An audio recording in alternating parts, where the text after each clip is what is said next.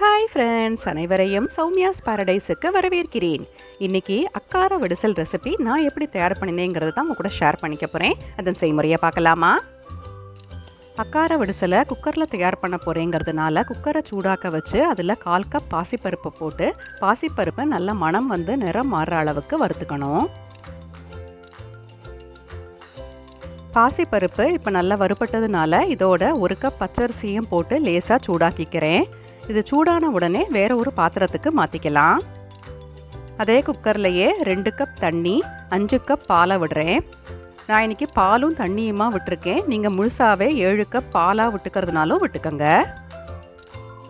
நான் எடுத்துருக்கிற அரிசிக்கு இந்த பால் தண்ணி அளவு கரெக்டாக இருக்கும். நீங்கள் எடுத்துருக்கிற அரிசிக்கு கூடுதல் தேவைப்பட்டதுன்னா அது மாதிரி ஆட் பண்ணிக்கோங்க. இதோட 2 டேபிள் ஸ்பூன் நெய்யை ஆட் பண்ணி மிக்ஸ் பண்ணுறேன். மொத்தமாக நெய் 1 கப் தேவைப்படும்.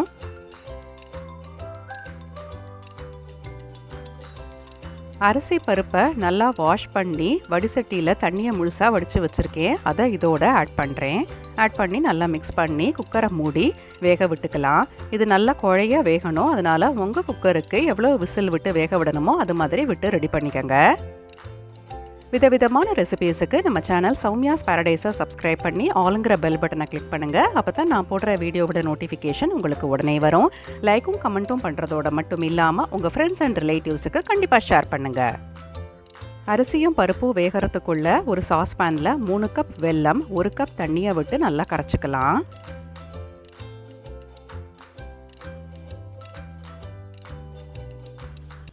வெல்லம் நல்லா கரைஞ்சி நல்லா கொதிச்சா போகிறோம். இதுக்கு பாகுபதம் ஒன்றும் தேவையில்லை. வெல்லத்தை நல்லா ஆற வச்சுக்கணும். அரிசி பருப்பெல்லாம் நல்லா வெந்திருக்கு. இது நல்லா மசிச்சு விட்டுக்கலாம். இந்த மாதிரி நல்லா குழைவாக வேகணும். இதோட வெள்ளை கரைசலை வடிகட்டி விடுறேன். பால் விட்டு தயார் பண்ணியிருக்கோம். வெள்ளை கரைசலையும் சூடோடு விட்டோன்னா பிரிஞ்சு போகிறதுக்குள்ள சான்ஸ் இருக்குது. அதனால தான் வெள்ளை கரைசலை ஆற வச்சு ஆட் பண்ணணுன்ட்டு சொன்னேன்.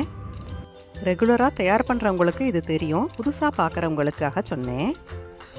இதோட எடுத்து வச்சுருக்கிற மீதி நெய்யையும் ஆட் பண்ணி நல்லா மிக்ஸ் பண்ணிக்கலாம். 1 டீஸ்பூன் ஏலக்காய் பொடி 1 சிட்டிகை பச்சை கற்பூரத்தை போட்டு மிக்ஸ் பண்ணி ஒரு கொதி விட்டால் போகிறோம்.